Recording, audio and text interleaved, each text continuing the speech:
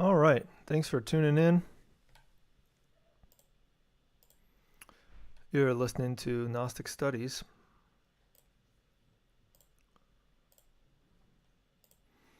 And this evening for us, this class, we'd like to do on Arcanum 12.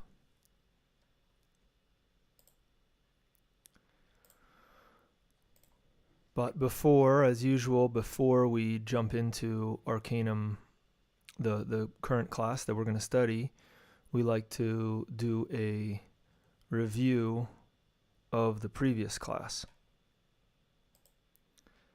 So let's look at the handout from the previous class, and I'll drop a link for the previous class so that you have that.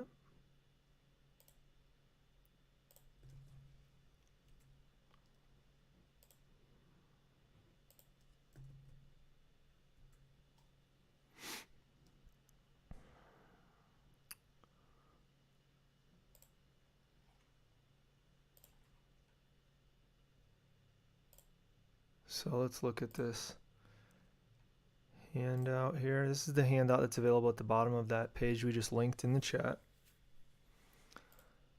We studied Arcanum 11, Kaf, spelled different ways in English. It sort of looks like a backwards C in Roman characters. In any case, the different English names are persuasion, fortitude, which means to strengthen, the ability to strengthen oneself, strength, and courage. We've seen the symbolism. It's a woman handling a lion, closing a lion's mouth, the jaws of a lion. If you remember what the lion symbolizes, please drop that in the chat. We'll talk about it in a little bit. The meaning is favor of the law. Have no fear. Mars. Arcanum number 11 is the work with the fire, with the force of love. The sacred fire of love. The persuasive force of love is more powerful than violence. Persuasion in itself is a force of a subtle spiritual order. Transcendental axiom: joyful in hope, suffering in tribulation, be thou constant in thy prayer. We covered the explanation of the card when we looked at the description in Arcanum 11 in the previous class. And what we're interested in this review is the related explanation from our friend Eliphas Levi, a Frenchman. He says the number 11 is that of force, strength, or might. It is also the middle of the 22 letters. It corresponds to the letter Kaf, the hieroglyphic sign of which is a woman overwhelming a lion. Now understand the secret of real strength, or the application of this special force. A constant drip will wear away a stone, and in the end will perforate it. The aim to which you constantly devote your willpower will, in the end, be attained. You begin to succeed as soon as you begin to will success. Real willpower is not a privilege in the hands of the multitude. To exercise true willpower, you must be free. None of the multitude is free. To be free is to be the master of your likes and dislikes, of your cravings and aversions, of your desires, of your vices and your virtues, etc. To be free is to be master of your life. To learn how to will is to learn how to exercise dominion. But to be able to exert your willpower, you must first know how to properly apply it. A willpower applied to folly is lunacy, death, and hell. Study the origin and causes of things, and do not mistake the means for the end. You are the master of all the events that you can overcome. Things for which you have strong or forceful need are masters over you. To abstain from pleasant or unpleasant things through fear is to enslave the will. Such conduct tends to lower rather than to raise your position. To live like an anchorite or hermit, right? Remember Arcanum 9. Without superstitious ignorance, but with real understanding, is wisdom indeed. And power is its reward, the power necessary to be free. And then here we have some practices, 3 practices. One of them is something that I heard about in AA when people do, they stop using drugs or alcohol. There's different steps. And one of the steps is that you make a list of people that you owe, or people that you've sort of wronged that you need to right the wrong. And this is kind of builds off of that same idea. You make a list of things that have power over you, such as sleep, food, drinks. Doesn't have to be alcoholic drinks. Could be fruit juice. Could be anything. Tea, coffee, comforts, personal preferences, satisfying others, right? Sometimes we have that tendency to please others. So we make a list, and we don't have to show this list to anybody else. And it can be a mental list also, if you feel better that way. But then resolve to become a master of those things, to overcome those things which are enslaving us, which we are allowing ourselves to lose our energy in.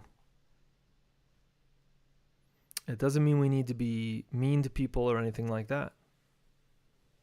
It just means we need to learn how to manage our stuff, our own stuff. Second practice is related with imagination, and a practice that was given by Samaelo and Veor. He says to work with our conscious imagination, visualizing a quetzal, a bird with a long tail. It's like green and red mostly, floating above our head. And then we use a special mantra, Proeoa,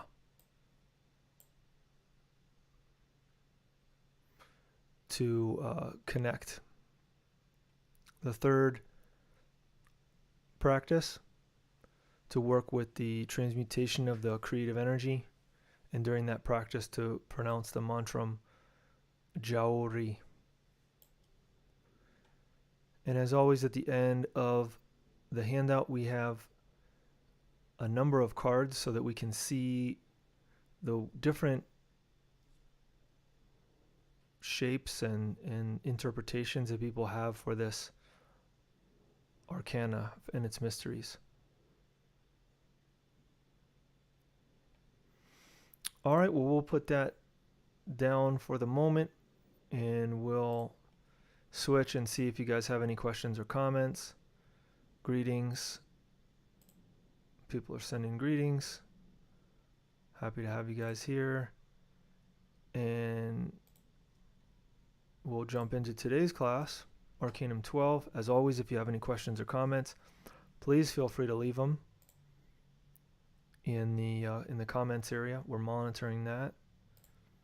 So today we're in Arcanum 12, Lamed.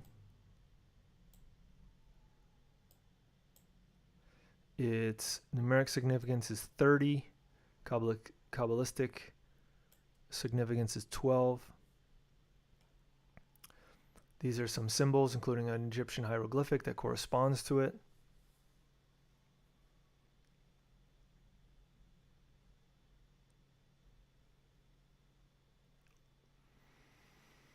Starting with the synthesis or end of initiatic path in the Arcana of Tarot and Kabbalah. Arcanum number 12 implies sacrifices and sufferings. It is the card of the Apostolate. Arcanum number 12 brings much suffering and many struggles. It has a very nice synthesis because 1 plus 2 equals 3, which signifies material as well as spiritual production. That's related with Arcanum 3 that we studied before. It is powerful in the spiritual and social realms. This Arcanum promises struggles in the economic and social aspect. Hebrew letter Lamed, hour, the third hour of Apollonius, the serpents, the dogs, and the fire, sexual magic, the work with the Kundalini. Did anybody remember what the lion symbolized in the previous Arcanum?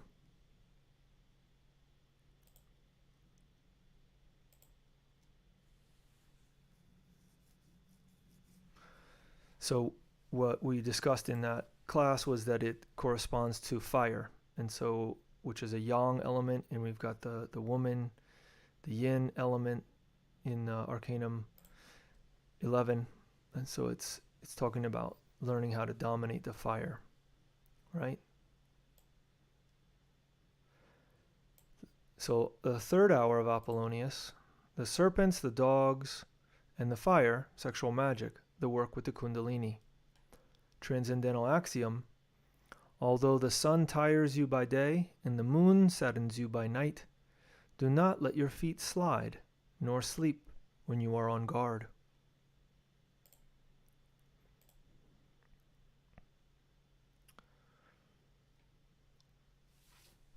This is from Manual of Practical Magic, Chapter 12, the Athanor. The alchemist needs an Athanor to work in the great work. The Athanor is the woman. We could say it's the spouse. But he's speaking from 70 years ago, talking from a male perspective. All the beauty of nature is synthesized in the woman. All the beauties of the universe are synthesized in the woman. The woman is called to fulfill a gigantic mission in the future. The woman is called to be the queen of nature. He who wants to transform himself into an ineffable God has to adore the woman. He who wants to transform himself into a majesty of the star-studded skies of Urania has to be willing to give up to the last drop of his blood for his wife. I consider it impossible to realize oneself without the woman. Adam and Eve come out of the earthly paradise alone. Man and woman united have shared the bitter bread of exile. Man and woman united have not been able to stop loving each other. The woman is adorable. She rocked us in our cradle and blessed us with blessings from above and from below, with blessings from the breast and the womb. The woman lulled us in the cradle and fed us with the breast of the Blessed Mother Goddess of the world. The woman is the blessed goddess that has the power to transform us into ineffable gods. God shines over the perfect couple.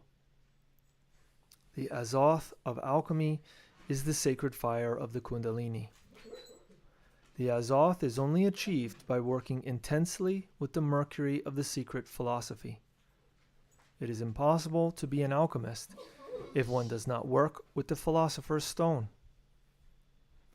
This blessed stone has 4 names: Azoth, Inri, Adam, Eve. This venerable semi-solid, semi-liquid matter is our own Christonic seed. The Athanor of alchemy is the magnificent instrument that we possess to work with the Azoth. One has to transmute lead into gold. One has to transmute the lead of our personality into the pure gold of the spirit. One has to engender the Sun King, crowned with the red diadem. The Sun King is engendered within our own selves by practicing sexual magic intensely with the spouse. The woman transforms man into ineffable gods, and vice versa. The woman is the Athanor of alchemy.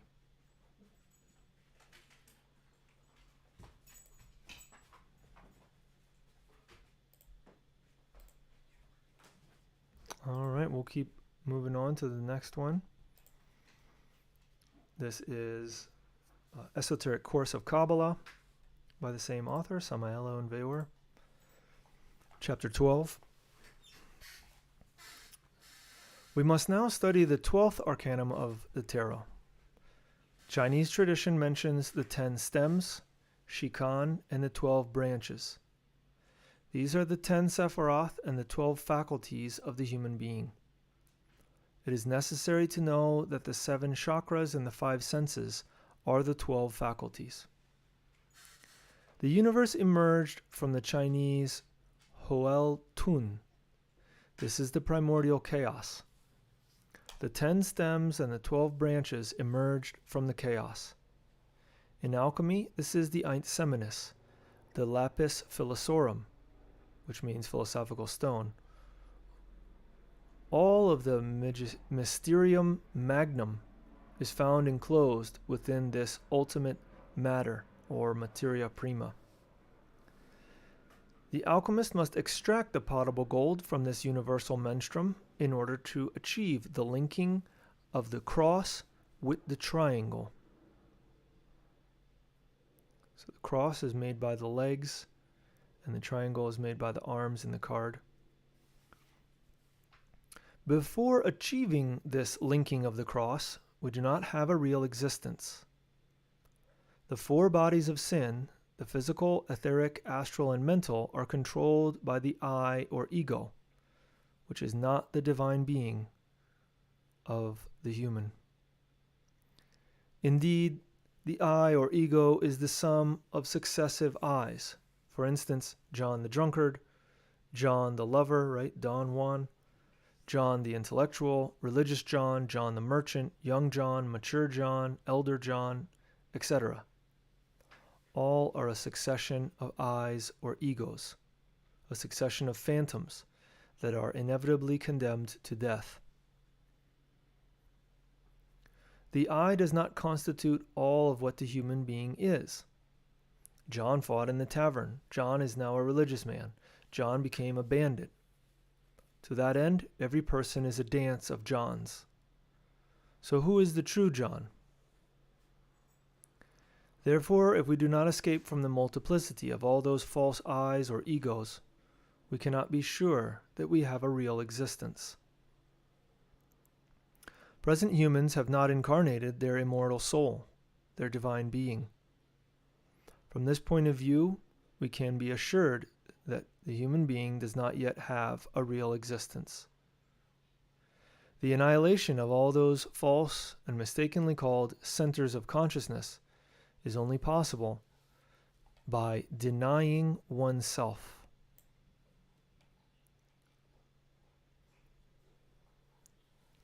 We become astonished when we see how so many students of occultism dress themselves with tunics as if they were great masters and give beautiful sounding names to themselves, when indeed they do not even have a real existence. It is necessary to annihilate the I or ego in order to attain real existence. Do you want to drink? Then do not drink. Do you want to smoke? Then do not smoke. Did they strike your right cheek? Then present your left. The supreme negation of oneself is found in sex, in coitus. To not spill the Eint Seminis in the supreme moment is an absolute sacrifice of the I, of the ego. The result of such a negation of oneself is the awakening of the Kundalini. The fire burns the evil slag. Slag is the residue when you are melting metal, it's the impurities. Fire burns the evil slag, and in the end, it dissolves the I absolutely. The fire is the potable gold. The great work. The 12th Arcanum of the Tarot represents the great work. On this card, we see a man that hangs from one foot. The hands of this man are tied in such a way that his body forms a triangle with the point, and his legs form a cross above the triangle. Let's see.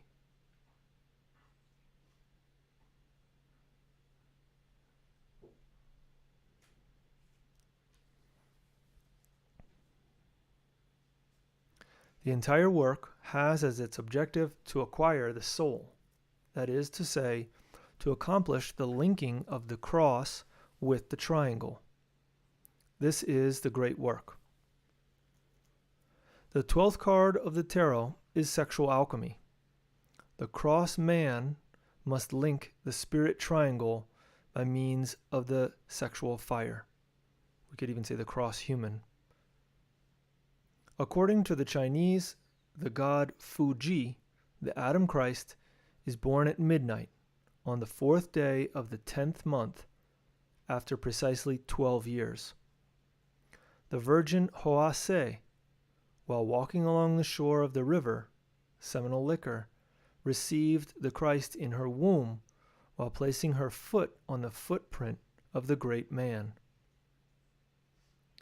You must study the magnitudes of 4, 10, and 12 under the light of lessons 4, 10, and 12 of this present course. Right? Because he's analyzing 4th day, 10th month, 12th year.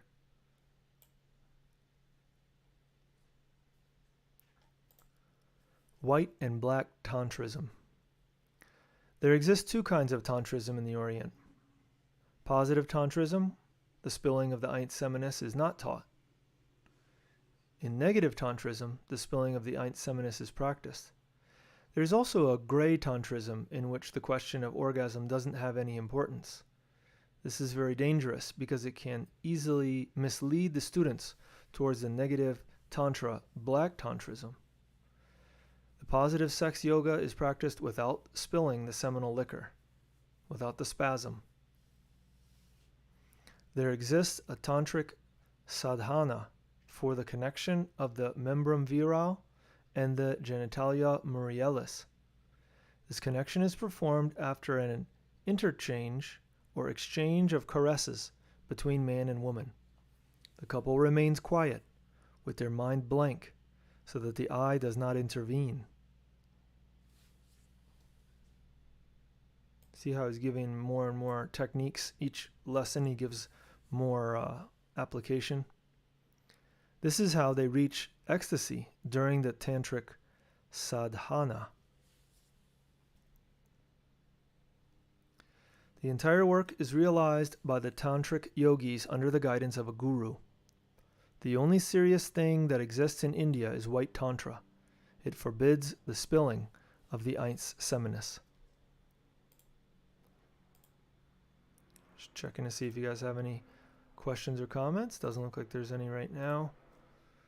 So we'll keep going. The 12th key of Basil Valentine.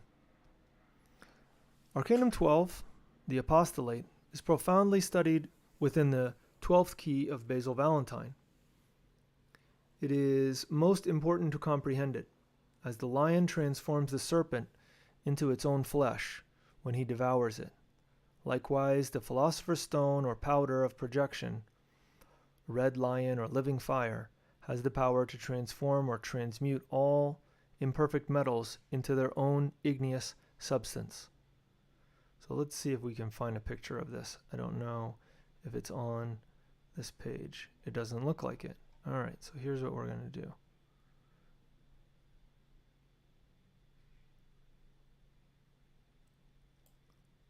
Let's see if we can find it.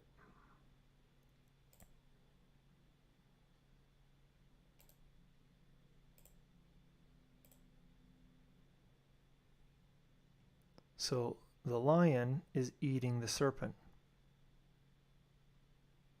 There's a fire. He's working with this that has two flowers, the sun and the moon, and then there's a symbol for Mercury there. He's got his scales so he can stay balanced, and his tools for working with the fire, I believe, tongs. So I'll read it to you again. Arcanum 12, the Apostolate, is profoundly studied in the 12th key of Basil Valentine. It is most important to comprehend it. As the lion transforms the serpent into its own flesh when he devours it, likewise the Philosopher's Stone, or powder of projection, has the power to transform or transmute all imperfect metals into their own igneous substance.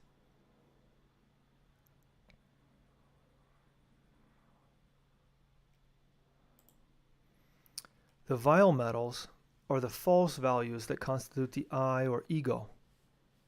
The fire transmutes them, and then the I or ego is dissolved. Thus, this is the way that we acquire soul, being, that is, to be different. Without the fermentation of gold, fire, no one can rectify the philosophical stone or develop the tinctural virtue. The tincture of the fire has the power to penetrate all the internal bodies in order to radically transform them. Similar unites itself to similar in order to transform it. The fire transforms the lead of the personality into the gold of the spirit. Oops.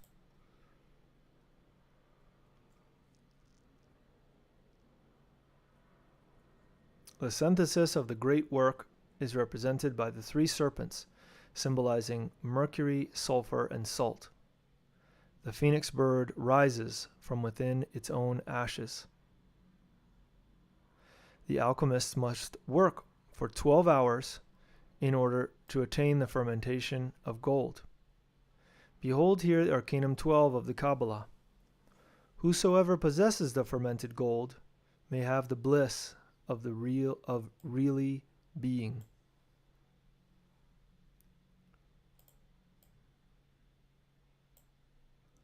Non-identification. The human being is a sleeping machine. If you want to awaken from the profound dream in which you live, then do not identify yourself with pleasures, desires, emotions, dramas, and any of the scenes of your life, etc. Call yourself into vigilance in each step. Remember, good disciple, that people are dreaming. Observe people and their dreams. Analyze all of those dreams in which humanity lives, but do not identify yourself with those dreams in order for you to awaken. People believe they are awake because they are not laying down, but they have their consciousness profoundly asleep and dreaming. Everything that you see among the people is simply dreams. And remember that not identifying oneself with one's dreams does not mean to abandon your duties as a father, mother, son, or daughter, etc. However, do not get identified. This is how you will awaken from the profound dream in which you live.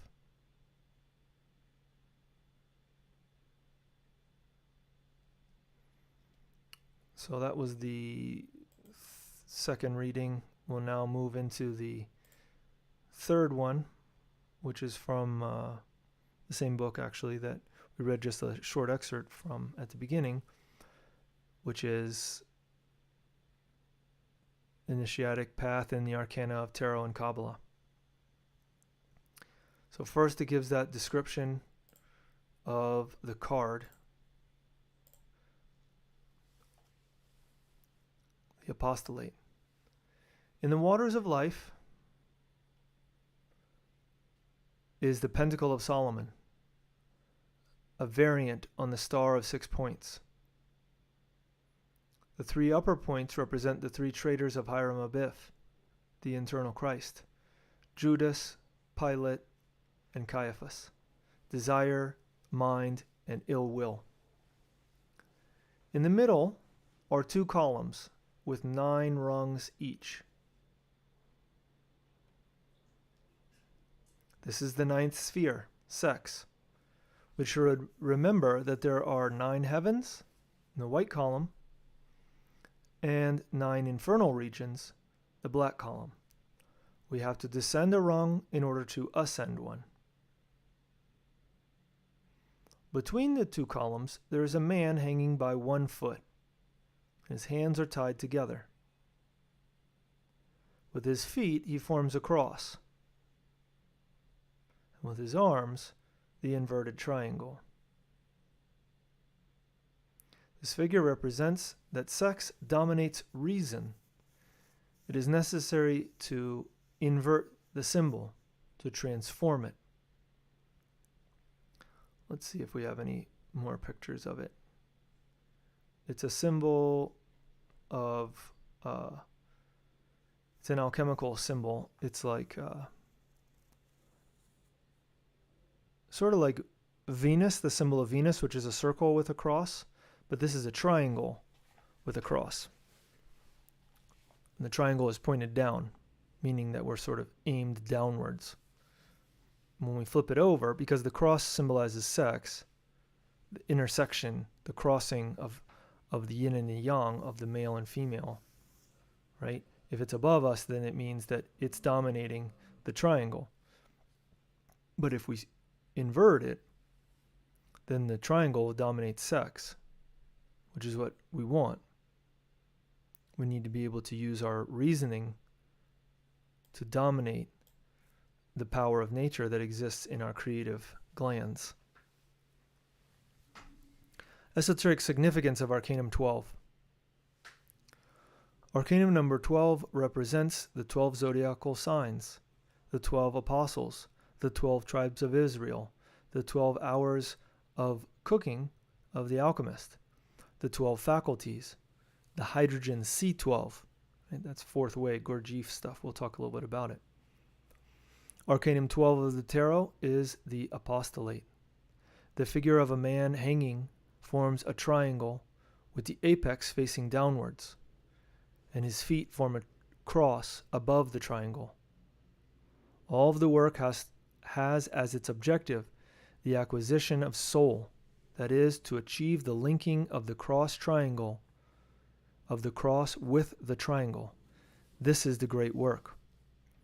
I just realized that the inverted symbol is on Arcanum 4. Let's look at that real quick.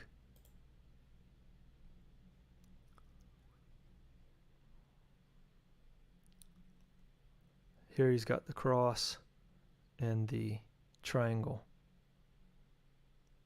That's the symbol that we want here. This symbol. You can see it represented in this French card. So in the 12th card, it's the inverse, right? This symbol has the triangle beneath it. It's made by the arms. Let's look at it. Arms are the triangle, and here's the cross. So we need to make it like this. We need to invert it, flip it over. All right. Let's get back to where we were.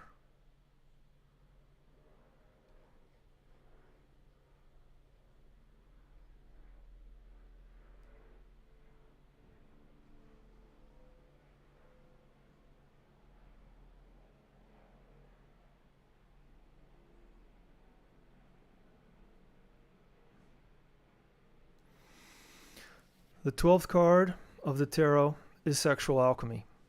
The cross of the human being must bind with the triangle of the spirit through the sexual fire. The Chinese tradition speaks of 10 stems, shikan, and 12 branches. That is to say, the 10 sephiroth and the 12 faculties of the human being. It is necessary to know that the 7 chakras and the 5 senses are the 12 faculties. Unquestionably, the spinal column has 7 magnetic centers. These are the 7 chakras, or the 7 churches of the Apocalypse or Revelations of St. John. The first is Ephesus, at the base of the dorsal spine.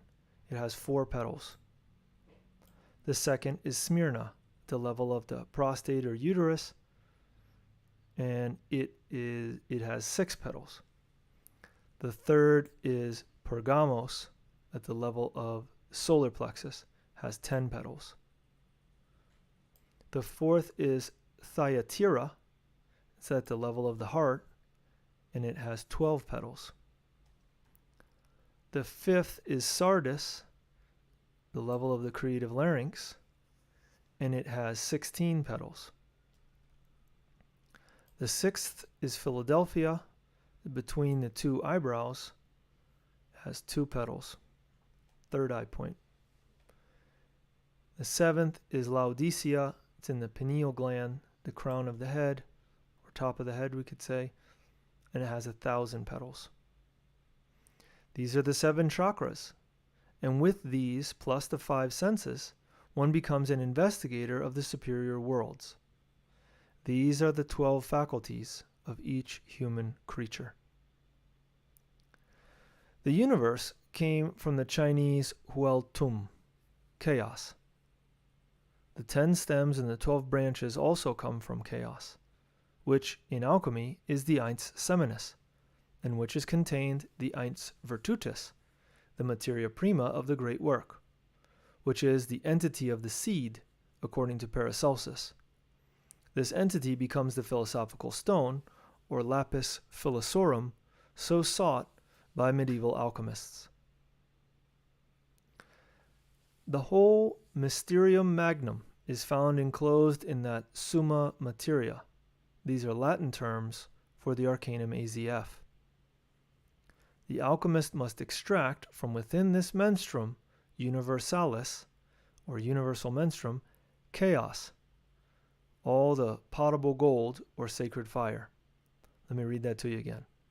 The alchemist must extract from within this menstruum universalis, chaos, all potable gold or sacred fire, that which must rise through the spinal medulla, opening the 7 churches. Once we have extracted the potable gold, we are able to unite the cross with the triangle. This is to say, the cross human must join with the immortal triad. We must incarnate the spirit.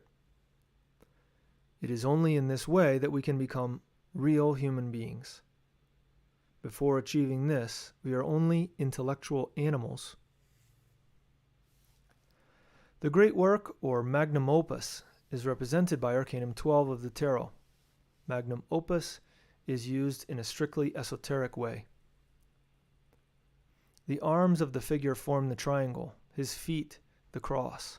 His head is the linking of the triangle with the cross by means of potable gold. According to the Chinese, the god Fuji, the Adam Christ, was born at midnight on the 4th day of the 10th moon at precisely 12 years. The Virgin Hoase, passing along the bank of the river, seminal liquor, formed the Christ within her womb upon placing her foot in the footprint of the great man. All of these dates are very interesting.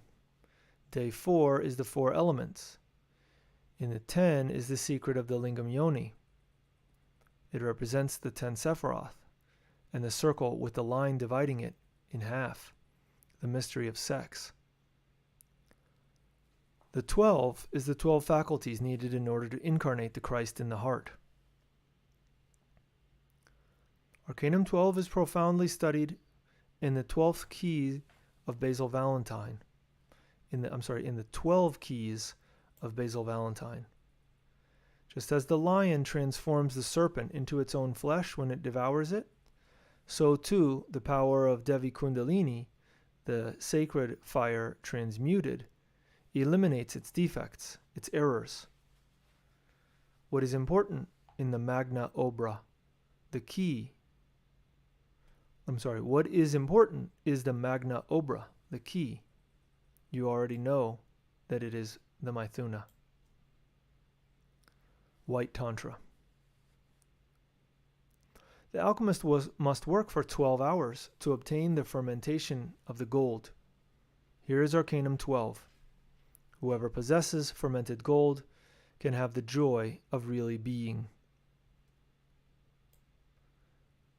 The essence or fraction of incarnated soul is bottled in the pluralized I or ego, which is within the animal mental body and the lunar body of desire, and manifests itself by means of the physical body. We differ from the animals only because of the intellect, because animals also have mind, but not intellect.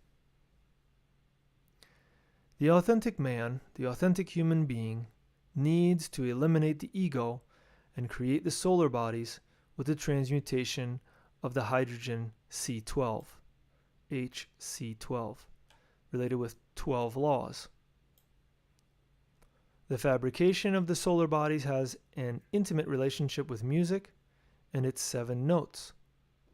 The hydrogen C12 is produced in the human organism, being initiated from the process of digestion.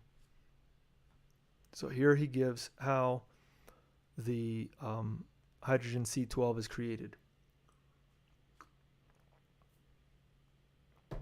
There are 2 handouts in this class. One of them covers this, explaining this. This is something that's talked about in the Fourth Way groups, Gurdjieff, Ouspensky, Maurice Nicole, Orange.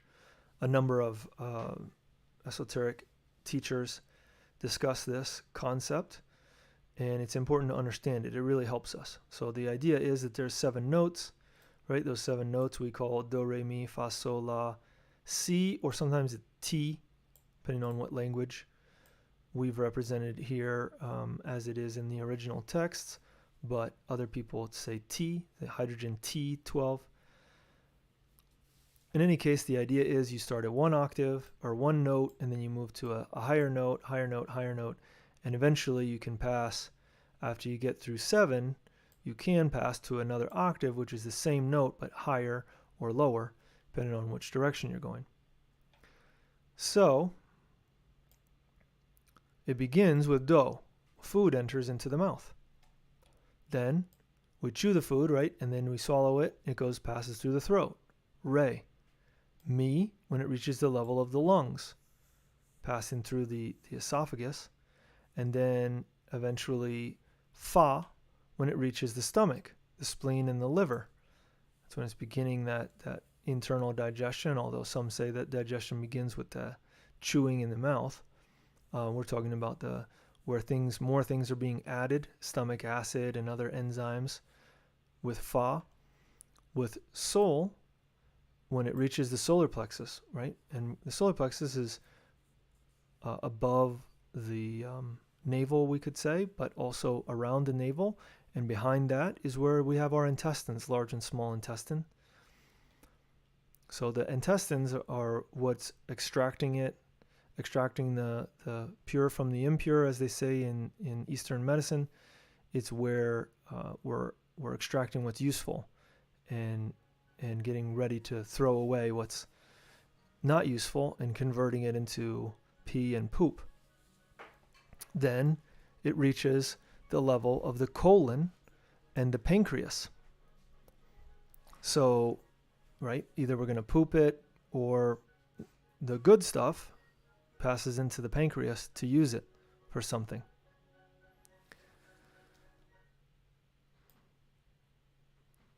C. When the hydrogen C12 is produced and can be elevated to a superior musical octave. After the note C comes do. So when the hydrogen C12 is produced, that's when we have the creative energy, all right? The materia prima, the eins seminis.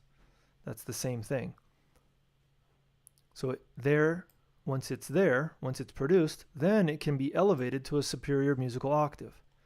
After the note C comes another do, which corresponds to another musical scale to a superior octave. Through the restraint of the sexual impulse and orgasm, this is how the hydrogen C12 passes on to the next octave, which would then become another do, to the second octave, giving origin to the solar astral body. Then after it goes re, mi, fa, sol, la, si, then you can give it another shock, and then it'll pass to a third octave, which will give rise to the solar mental body.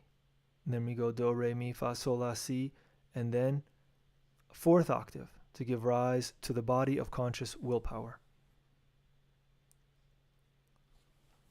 All this work is with the Maithuna, white Tantra.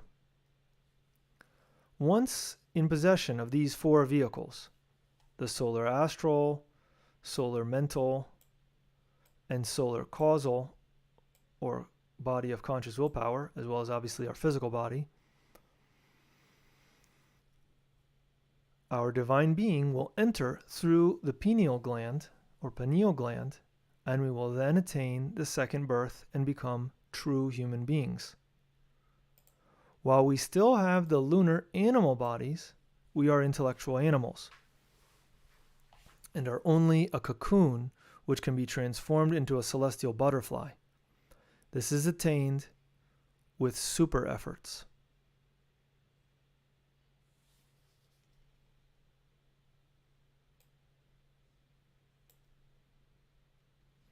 The nourishment of the physical body is with hydrogen 48, related with 48 laws. If we conserve this hydrogen, it can be transformed into hydrogen 24, 24 laws, which serves as nourishment for the solar astral body. This hydrogen 24 is wasted with excessive work, futile efforts, desires, emotions, anger. Hydrogen 12 is the nourishment of the solar mental body, and it is wasted with intellectual efforts. But if we save it, then hydrogen 6 will be obtained in order to nourish the body of conscious willpower. So all of these things we've explained before in the class called Gnostic Chemistry and Cosmology, or Introduction to Gnostic Kabbalah. We recommend that you study that. I think it's probably the 7th class that it starts to talk about those things in more detail, but really the 3rd and 4th, it lays it out. But this is the author putting together some pieces in order to understand different things. But it would take a long time if we go into it right now. So if you're already familiar with it, then good. Otherwise, we recommend that you review that other series, Gnostic Chemistry and Cosmology, which is also called Introduction to Gnostic Kabbalah. Whosoever has the superior existential bodies of the being, which are the same as the solar bodies, has the right to incarnate their divine triad, Atman, Buddhi, Manas. Then it is said, a new son of man has been born, a master, a Mahatma. All which is written in Revelations is for the end times. We must inform humanity that the end times have already arrived. All of poor humanity is divided into 12 tribes. All of humanity develops and unfolds within the zodiacal matrix. The zodiac is a womb within which humanity is gestated.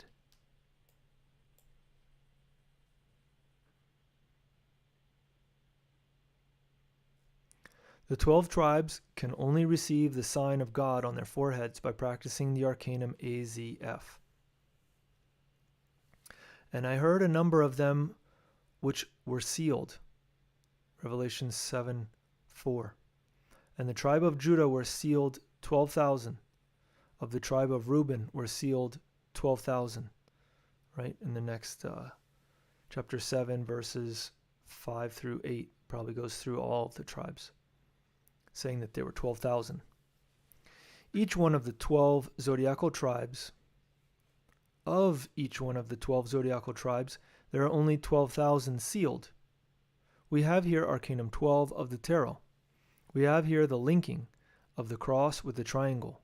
We have here sexual magic. We have here the realized work, the living man, the living human being who touches the earth with no more than his thought.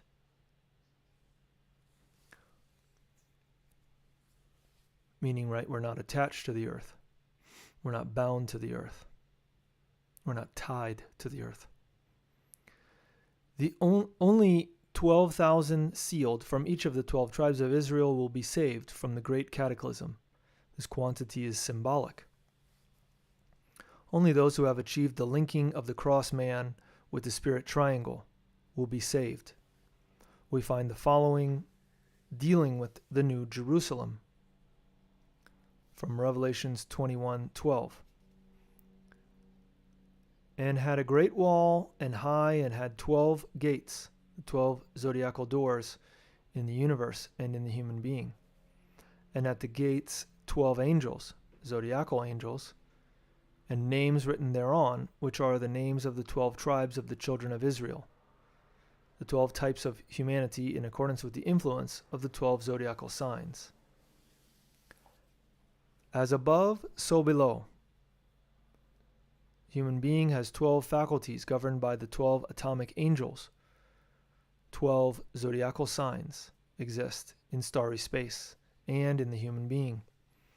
It is necessary to transmute the sexual energy and make it pass through the 12 zodiacal doors of the human organism. The prophet continued, speaking of the 12 zodiacal doors in this way. Continuing Revelation 21, chapter 21, verses 12 through 14. On the east, 3 gates. On the north, 3 gates. On the south, 3 gates. And on the west, 3 gates. And the wall of the city had 12 foundations, and in them the names of the 12 apostles of the Lamb, and in them the names of the 12 apostles of the Lamb.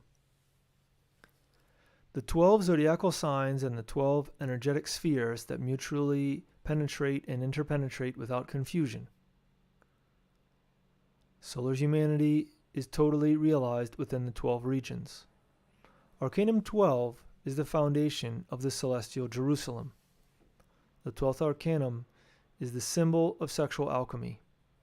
This is the sacrifice and the realized work. One must work with the gold and the silver. One must work with the moon and the sun in order to build the celestial Jerusalem within each human being. The gold and the silver, the sun and the moon, are the sexual forces of man and woman. We could say that they're the Western versions of yin and yang. All the science and philosophy of the great work is enclosed in Arcanum 12. The living, philosophical, secret fire is hidden in the Christonic seed. The mysticism of sexual alchemy is that of all the old initiates. The philosophy of sexual alchemy has its beginnings in the school of the Essenes, in the school of Alexandria, in the teachings of Pythagoras, in the mysteries of Egypt, Troy, Rome, Carthage, Eleusis, in the wisdom of the Aztecs, the Mayans, etc. The science of sexual alchemy and its procedures must be studied in the books of Paracelsus, Nicholas Flamel, Raymond Lullius, etc. We also find the procedures hidden behind the veil of the symbols contained in many of the inscrutable forms in the old hieroglyphs of many ancient temples, in the Greek and Egyptian myths, etc. You who seek initiation, you who read so much, you who live fluttering from school to school, always seeking, always desiring, always yearning, always longing, tell me sincerely, have you already awakened Kundalini? Have you already opened the 7 churches of your spinal medulla? Have you incarnated the Lamb? Answer me, dear reader. Be sincere with yourself. Place your hand upon your heart and answer me with sincerity. Have you realized yourself? Are you certain that with your theories you will become a god? What have you achieved? What have you attained with all your theories? Whosoever wants to self-realize needs the revolution of the consciousness. Death, birth, sacrifice. The revolution of the consciousness is when we decapitate the I, the ego. The revolution of the consciousness is when we create the solar bodies. Transmutation, sexual alchemy. The revolution of the consciousness is when we incarnate the being. Up until then, we do not have a real existence. So we'll pause there in case you guys have any questions or comments before we read the second part of Initiatic Path and the Arcana of Tarot and Kabbalah, which is the initiatic significance.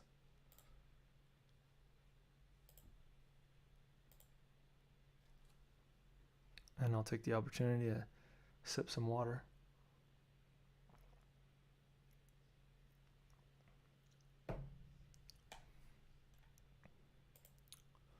All right, doesn't look like there's any questions or comments right now.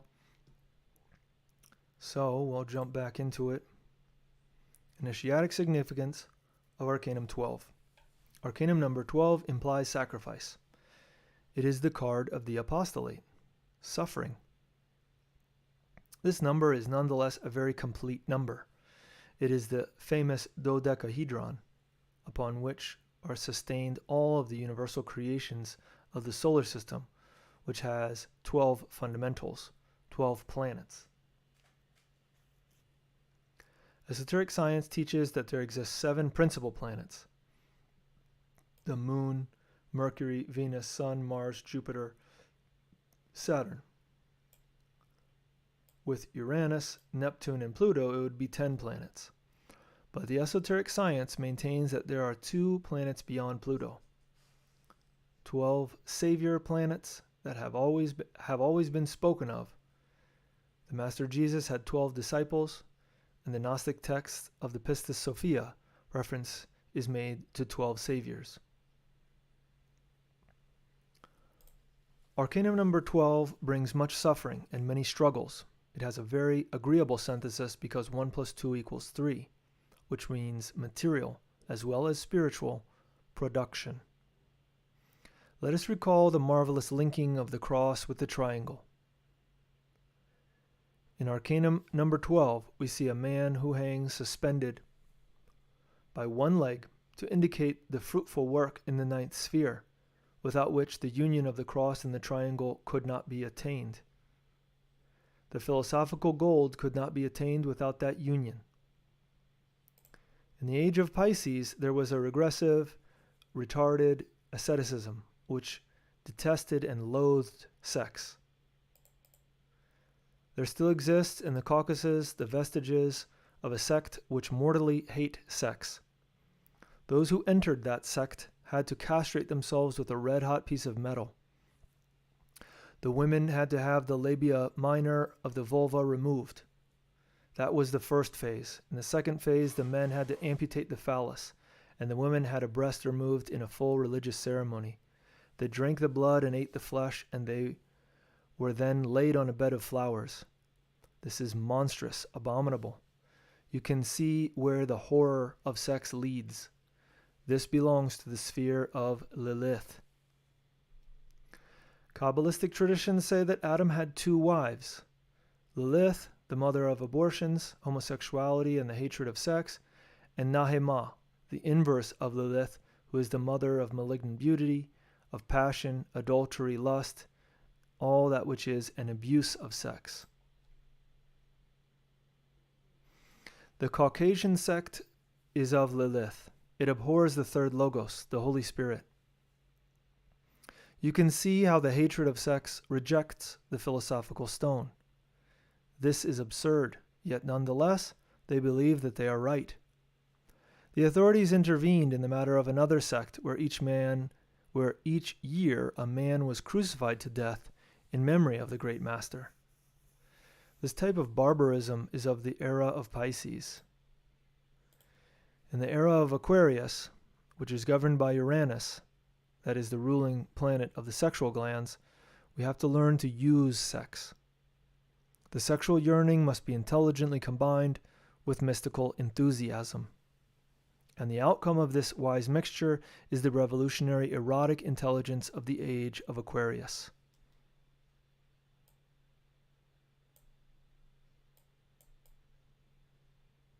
The age of Pisces is conservative, regressive, backwards. It is necessary for us to leave the vulgar coupling and to pass into the circle of man-woman polarization. When a man and a woman unite, something is created. In the ancient mysteries, the genus lucis of sex was created. In those times, sexual magic was practiced. There were collective unions. It was a different time due to the fact that they had not reached the level of degeneration of today, and for this reason the people used to pronounce the name of the divinity in that moment of genus lucis. The lance of Longinus is the extraordinary emblem of the genus lucis. The odic or magnetic force with which the animal ego is turned into cosmic dust. So he's saying that the lance, or which is like a spear, is the emblem of the odic or magnetic force which allows us to convert the animal ego into dust. So now you see the symbolism of the spear. One must learn to utilize the genius lucis to eliminate the I or ego. The genius lucis of man and woman can eliminate all those entities which form the I, the myself, because it is the weapon which enables the ego to be destroyed.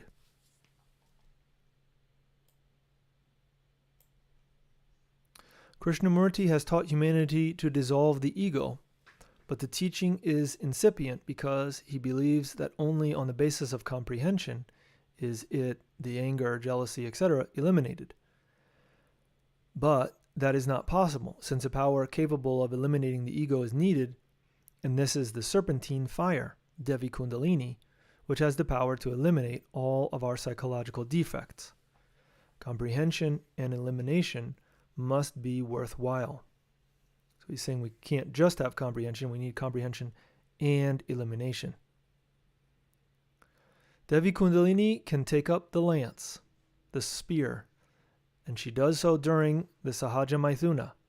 She knows how to use the genius lucis. Pray in the garden of delights, in the nuptial bed of erotic marvels. Supplicate in the moments of bliss.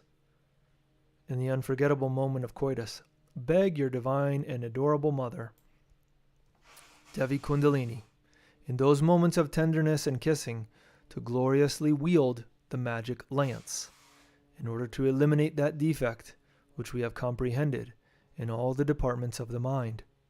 And later, we retire without spilling the sacred wine, the Ain't Seminis, signifying death, delight, rapture, joy, bliss.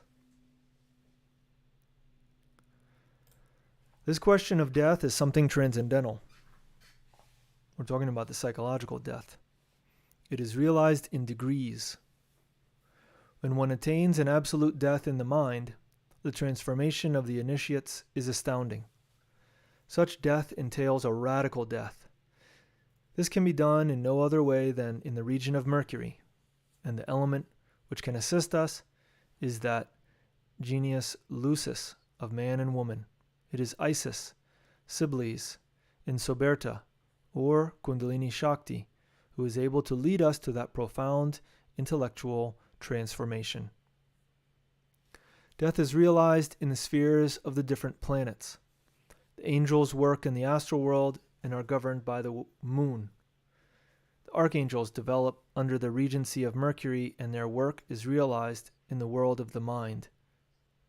They manage the substances or essence of the mental world, and they have attained this ability by working in the ninth sphere from moment to moment.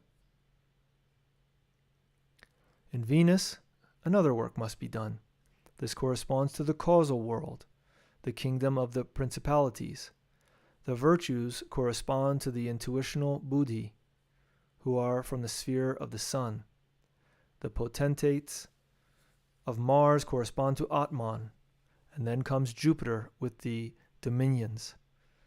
You can see here the different degrees, the corresponding planets in the world of Gnostic cosmology, or region. Continuing to Saturn, who is the most elevated of the 7 planets, is the most divine and the most exalted. Beyond Saturn is the para-nirvanic world. Beyond the empire are the most elevated, the seraphim.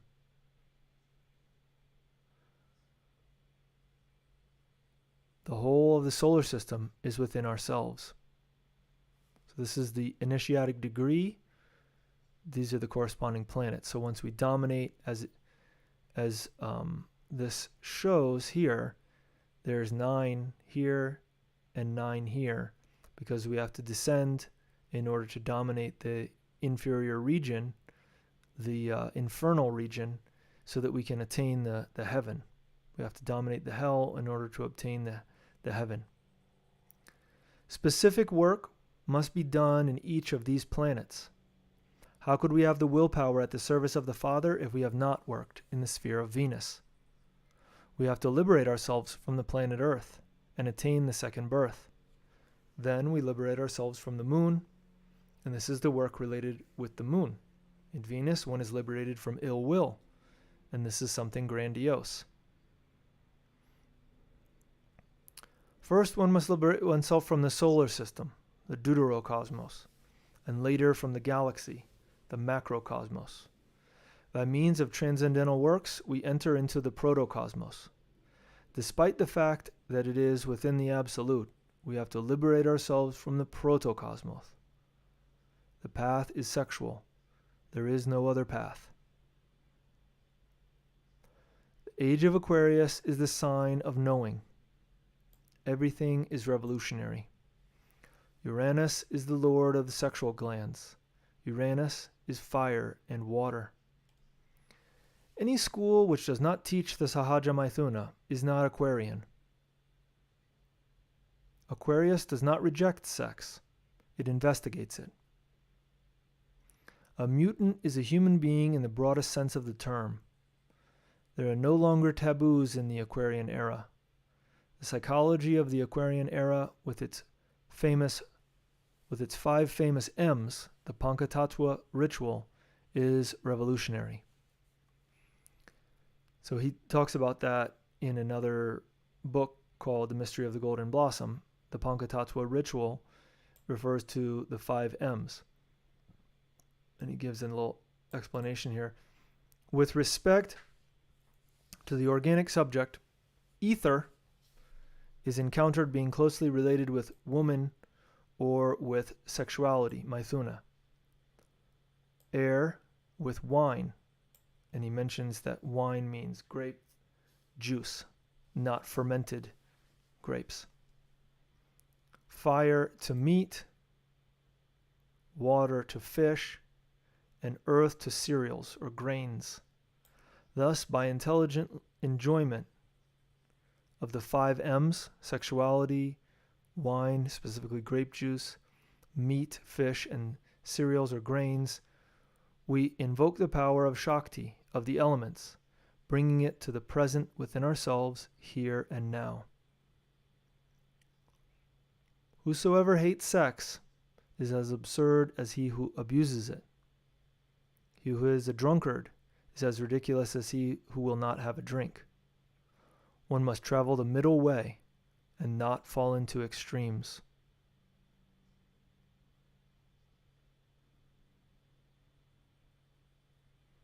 Synthesis of Arcanum 12. An athanor, or oven, is necessary for the alchemist so as to work in the great work. That athanor is the woman for the man, and is the man for the woman. He who wants to become an ineffable God must adore the woman. We consider that it is impossible to self-realize without a spouse. It is impossible to be an alchemist if one does not work with the philosophical stone.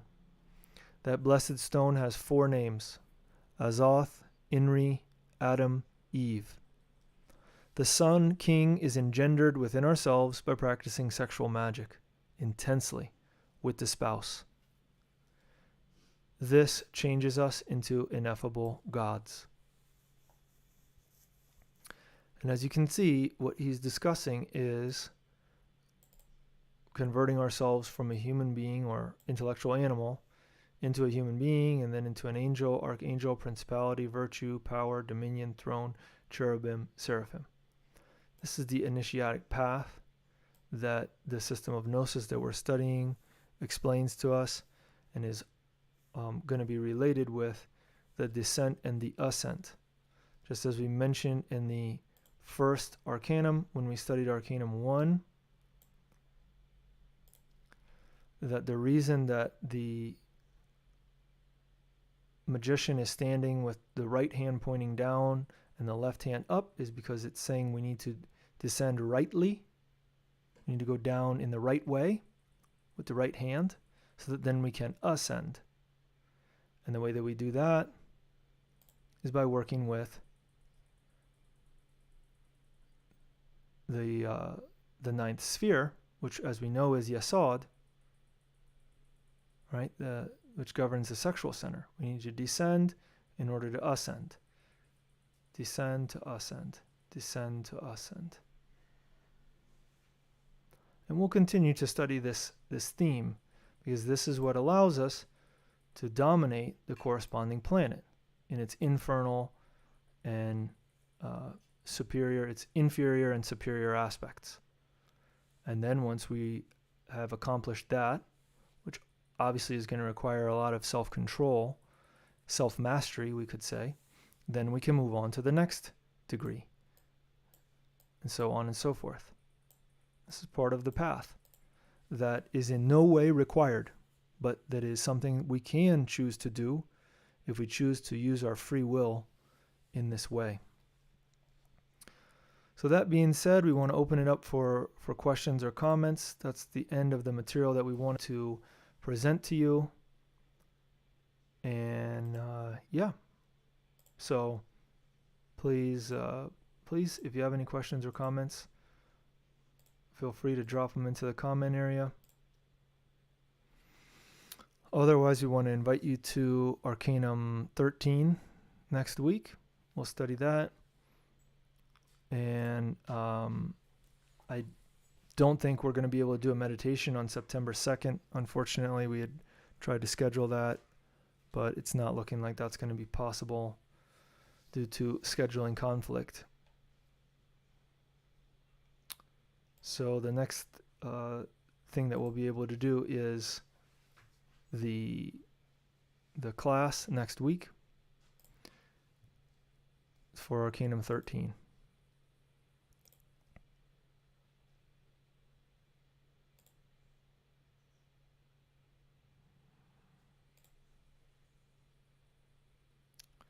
So if you have any questions or comments, please feel free to leave them. Otherwise, we'll stop there.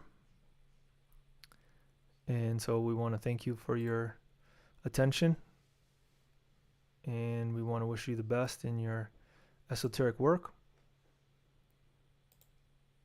Doesn't look like there's any questions or comments at this time. So we'll end it there, but thank you again, and we want to wish you the best. Until next time.